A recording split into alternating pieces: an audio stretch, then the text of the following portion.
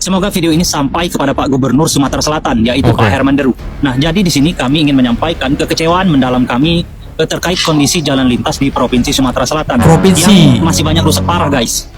Di tengah ramainya sosok Kang Deddy Mulyadi, Gubernur Jawa Barat yang banyak dipuji-puji orang karena kebijakannya, di wilayah kita malah menjadi sorotan di media sosial karena kondisi jalan yang masih banyak rusak parah.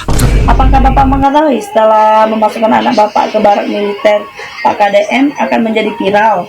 Apa Bapak ada niatan untuk viral? Oh tidak, Bu. Oh tidak. Tidak ada di pikiran saya kayak gitu, Bu. Yang saya pikirkan untuk menyelamatkan anak saya. Gue khawatirnya nih, Bapak ini terdiskriminasi oleh beberapa pejabat-pejabat di sana, kemudian mengutus wartawan, tolong untuk buat klarifikasi atau bagaimana gitu ya. Karena ketika beliau viral, pasti kan pejabat-pejabatnya kan merasa terpukul.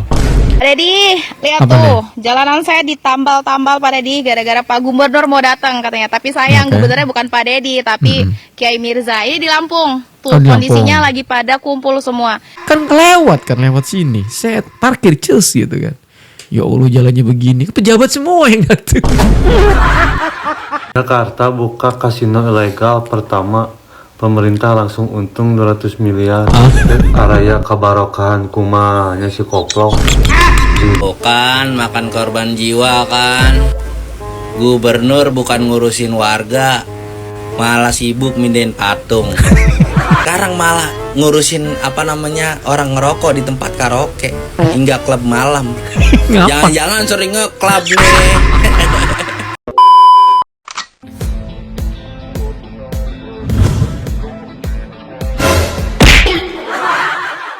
Halo guys, assalamualaikum warahmatullahi wabarakatuh. Selamat datang lagi semuanya para pemirsa yang budiman, yang cantik dan cetar membahenol. Gimana kabar teman-teman? Semoga kalian sehat selalu dan semoga kalian tuh banyak rezekinya, amin guys ya. Oke, seperti biasa ini ada beberapa topik yang menurut gue nih tidak terlalu banyak topiknya, karena kita akan lompat keluar Jabar dulu teman-teman ya. Kenapa? Karena di luar Jabar ini berteriak gitu supaya pemimpin atau gubernur-gubernurnya ini kan action lah gitu ya, jangan pada ngantor mulu gitu ya.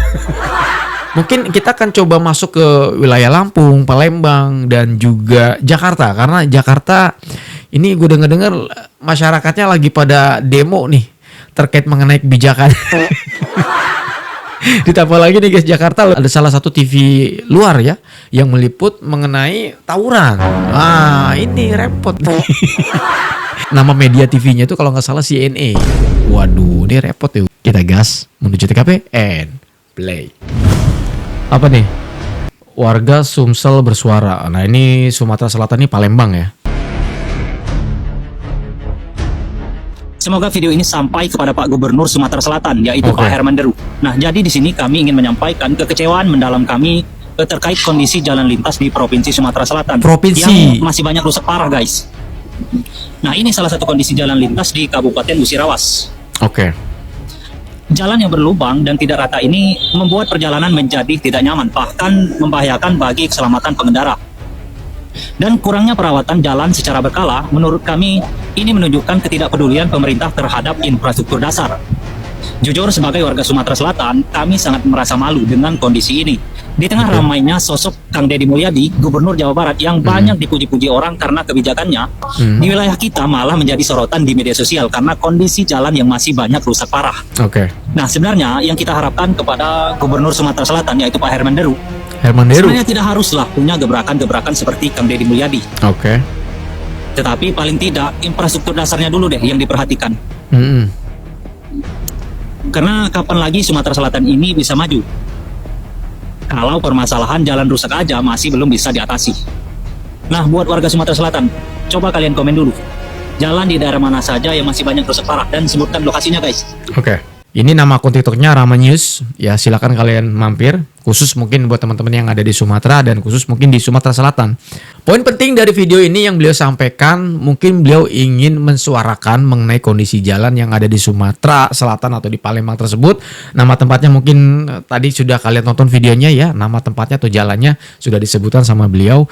Hanya definisinya adalah dia pengen sebagai rakyat nih, tolong dong gubernur, ini jalan provinsinya dibenerin gitu, karena parah banget gitu, sampai ada yang kebalik lah, ada yang parah banget lah pokoknya kondisi jalannya gitu ya.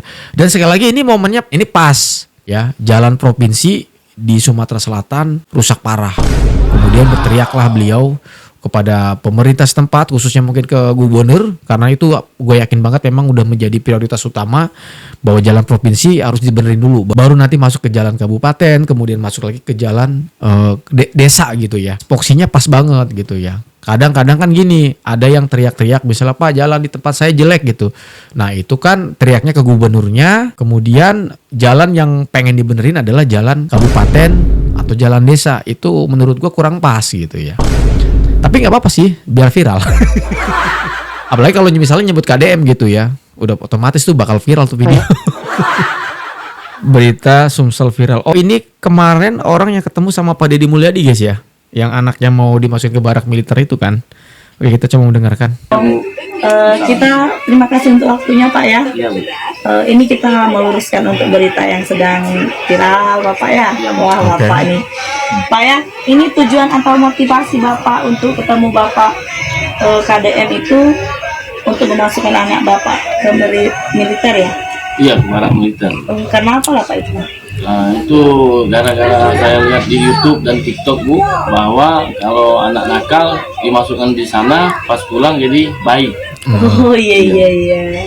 Jadi dari situlah saya tuh Terinspirasi. inspirasi bahwa anak saya ini sekarang nakal. Nah, dalam 1 minggu ini saya dengar kabar-kabar dia nggak masuk sekolah, dia bohong sama orang tua. Nah, akhirnya saya tuh ketemu sama anak saya itu jam 5 sore Bu. Sampai jam 5 sore saya ketemu. Jam 6 sore kami berangkat langsung mendadak.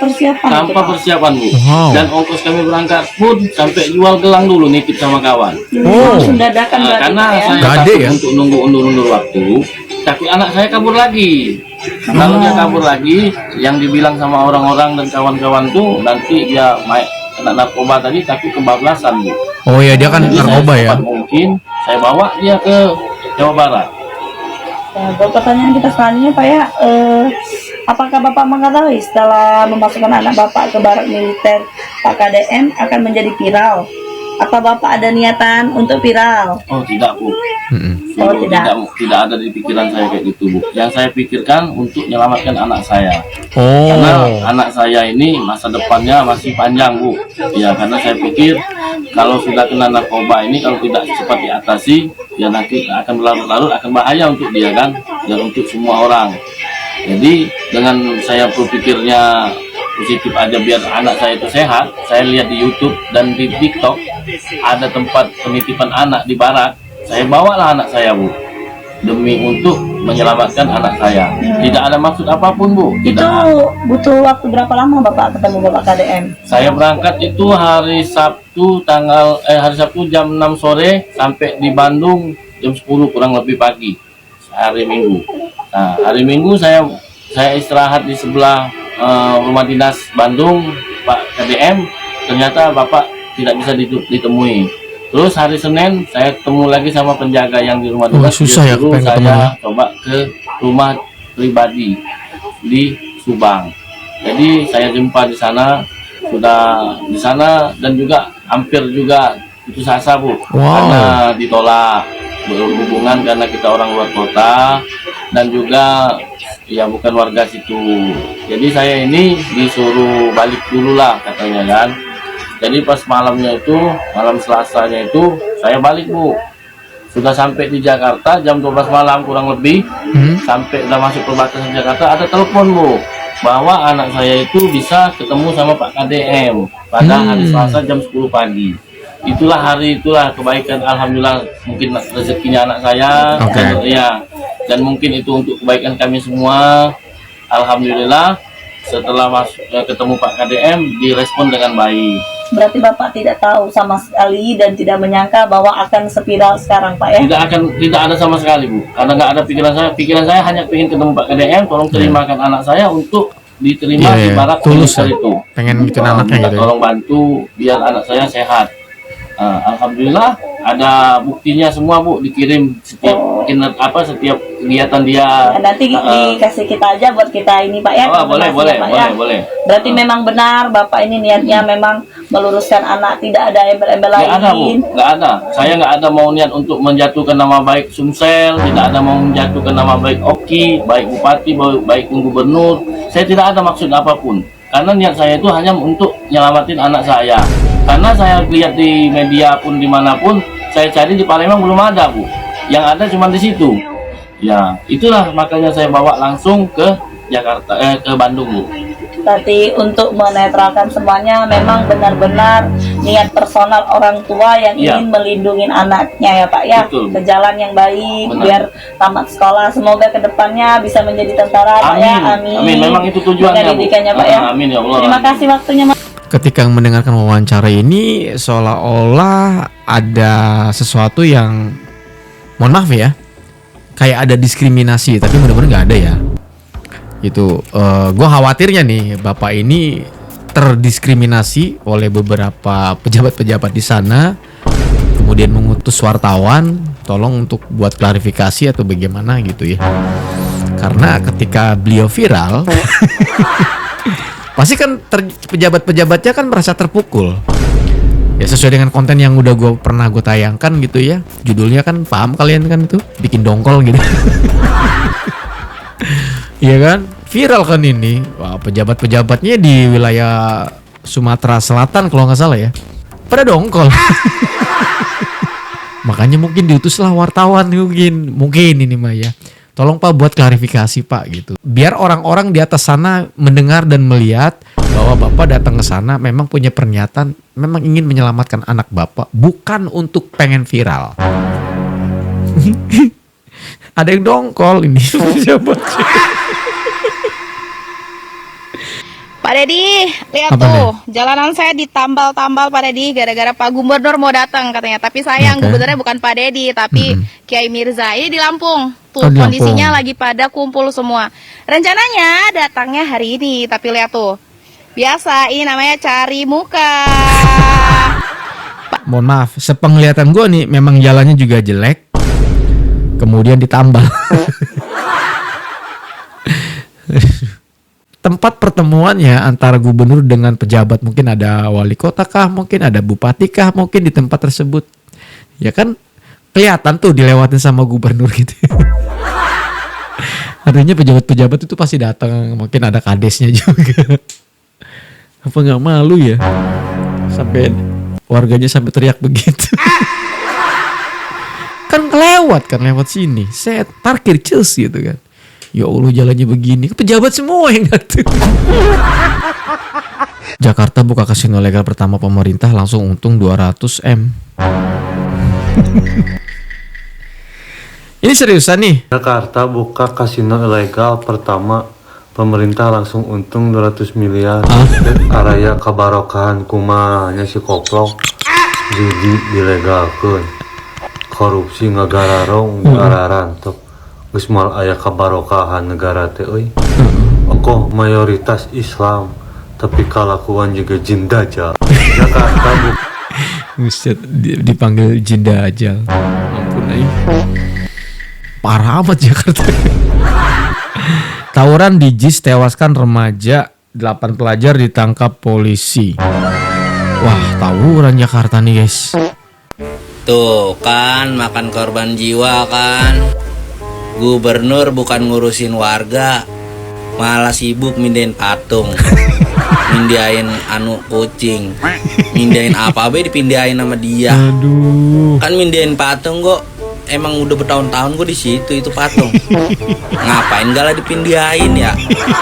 Kan mindahin patung juga kan butuh dana, itu gede dananya itu. Iya gede lah Bukan pasti. ngurusin yang begini-begini malah mindahin patung. Gue mah heran banget dah.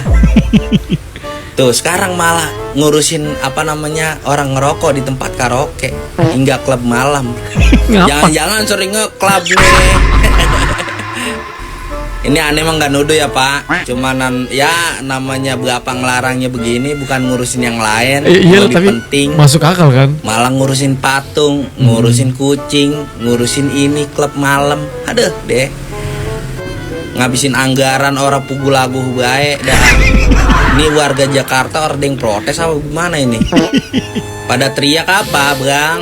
Cingnya babe. Perasaan gue orang Betawi, untung gue tinggal di Jawa Barat, Depok. Nih gubernur yang begini kudu diprotes.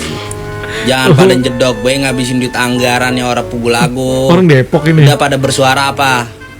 Ya, ntar gue bantuin bersuara juga. Ini udah gue bantuin nih dikit nih. Soalnya nih ording semenggah kerjanya gue liatin. Walaupun gue tinggal di Jawa Barat, tapi gue peduli sama saudara-saudara Betawi yang ada di Jakarta ya. Pada bebrekan dah. Biar pada bersuara, biar bener nih anuan gubernur kerjanya. Jangan ngurusin klub malam gitu ya. Medep banget lo. Tuh. Medep banget lo. Happened at the beginning of May in Manggarai, Jakarta. Manggarai, Dozens Jakarta. of people, some holding metal rods, were seen attacking one another in broad daylight. Mohon maaf videonya kalau nggak bisa gua tayangkan ya, karena percuma. Itu akan menjadi problematik ketika gue menayangkan video ini, apalagi tuh aksi tawurannya anak-anak sekolah pakai yang panjang-panjang gitu ya.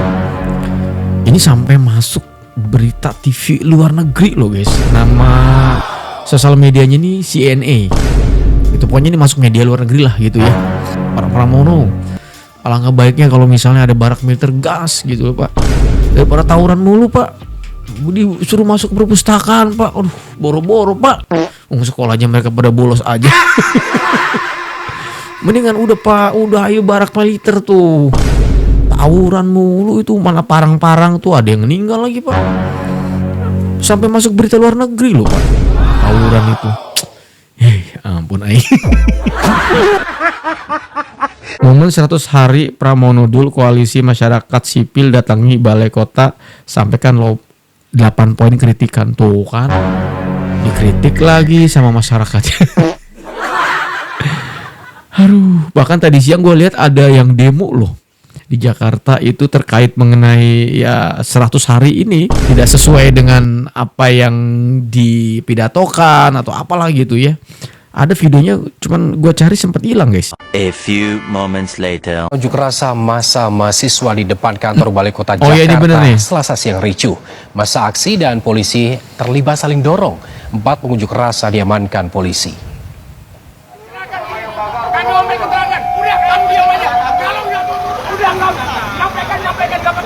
Aksi unjuk rasa mengkritisi 100 hari kerja Gubernur dan Wakil Gubernur Jakarta di depan Balai Kota Jakarta Selasa siang diwarnai kericuhan. Terkait mengenai 100 hari kerja, ini kan banyak yang gak puas ya dengan kinerjanya dari Gubernur Jakarta yang sampai turun di angka 60%. Bahkan kita sebetulnya udah ngebahas ini ya. Dan sekali lagi gue bukan berarti mau ngebanding-bandingkan tentang dengan Jabar ya teman-teman ya. Karena di tempat gue juga turun guys, Banten juga turun. Nih saya kecewa guys. Ini paling rendah katanya Banten. Waduh, gue mah pusing gitu ya. Tapi nggak apa-apa lah. Paling nggak gue bangga dengan Jabar. Warga Banten ini curhat ke KDM soal polemik rekrutmen Rumah Sakit Labuan dan Cilograng. Oh, Rumah Sakit Labuan. Ini masuknya Pandeglang ya kalau Rumah Sakit Labuan ya. Apa jangan-jangan rumah sakit yang baru itu? Oke, kita dengerin lah. Ini gimana nih? Pak Dedi, andaikan Bapak jadi Gubernur Banten, Pak. Oke. Mungkin keadilan itu bakal berpihak sama kami kali ya, Pak. Kami yang sudah dinyatakan lolos dan bahkan tanda tangan kontrak serta udah kerja 1 hari atas rekrutmen RSUD Labuan dan Cilograng. Tiba-tiba diberhentikan secara sepihak. Ini statusnya belum jelas, Pak. Kami sudah datang ke Dinkes Provinsi Banten, BKD Provinsi Banten, jawabannya saling melempar. Dan sampai sekarang belum ada kejelasan. Udah 1 bulan, Pak. Andaikan kami ya, di awal itu mereka tidak meloloskan kami, mungkin kami ini sudah masih bekerja kali, Pak. Gara-gara ikut rekrutmen ini akhirnya kami jadi pengangguran. Mana cari kerja susah, Pak. Bapak Gubernurnya juga pun tutup telinga, Pak, atas kasus ini. Tidak merespon, tidak mendengar. Itu sudah viral, bahkan sudah masuk berita TV. tapi nggak ada tanggapan sama Bapak Gubernur ini. Dan alasan sertifikatnya mati tidak bisa, padahal semua kami yang diberhentikan sertifikat yang aktif, semuanya Pak, tapi tetap tidak diberikan keadilan untuk kami. Masalahnya kami sudah berhenti kerja di tempat sebelumnya. Andaikan Bapak Gubernurnya Pak Dedi, mungkin kami masih bekerja di tempat sebelumnya, atau kami masih bekerja. Dari kerja itu susah teman-teman, nggak segampang yang kalian pikir. Kalau kalian menyempelekan, masih berharap daerah sudah, bukan masih berharap teman-teman, minta kejelasannya. Sampai sekarang ini pengumumannya nggak ada teman-teman. Terus orang-orang yang ditangguhkan ini statusnya bagaimana? Sedangkan kami sudah berhenti pekerjaan sebelumnya. Bapak Gubernur Pak Andra Soni ini, bagian kasus uang 5T cepet ditindaknya. Bagian kasus kayak begini ada apa teman-teman? Kan lucu. Banyak banget nih gosip-gosip di luar sana yang gak lolos CAT, dia udah masuk kerja dengan secara sembunyi-sembunyi. Kan lucu ya teman-teman. Sedangkan kami yang sudah terang-terangan dinyatakan lolos, bahkan SK kami sudah keluar, sudah tangan kontrak, diberhentikan begitu saja. Sampai sekarang belum ada kejelasan. Ini ada apa teman-teman? Kami juga manusia. Mereka memperlakukan kami itu seperti binatang.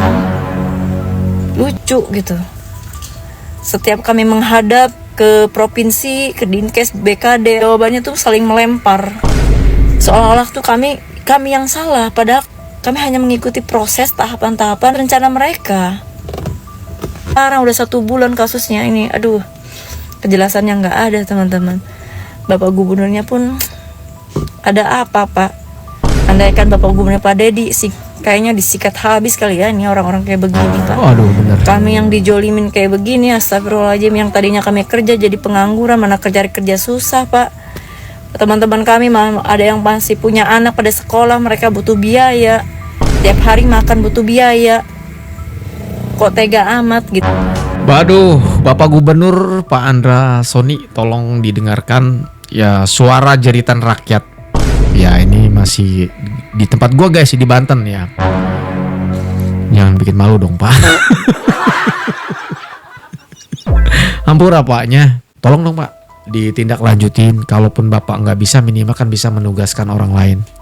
Ini kan udah masuk berita TV Pak, karena dia sedang menunggu sebuah kejelasan. Ya, SK-nya sudah datang, sudah turun, maksudnya sudah tanda tangan gitu. Tiba-tiba diberhentikan tanpa ada pemberitahuan yang jelas. Gitu. Mungkin sih Mbak ini kalau misalnya pada saat itu dia diberhentikan dengan sebuah proses yang sangat jelas, gamblang gitu, alasannya apa gitu, mungkin nggak sekomplain ini dan nggak memviralkan apa yang saat ini dia rasakan gitu Pak. Jadi please kepada Bapak yang terhormat, Bapak Gubernur kita Banten, karena saya juga orang Banten, tolong dibantu ya Pak. Aji gawe Sinung Banten lah. Oke guys, mungkin sampai di sini dulu. Terima kasih banyak buat kalian yang sudah mampir. Sebetulnya masih ada beberapa video lagi, mungkin ada sekitar 2 atau 3 video lagi, mungkin terkait Jawa Tengah sih sebetulnya. Cuman karena durasinya ya, takutnya kepanjangan, kalian malah pusing lihat muka gue gitu. Saya undur diri pamit. Assalamualaikum warahmatullahi wabarakatuh dan bye bye.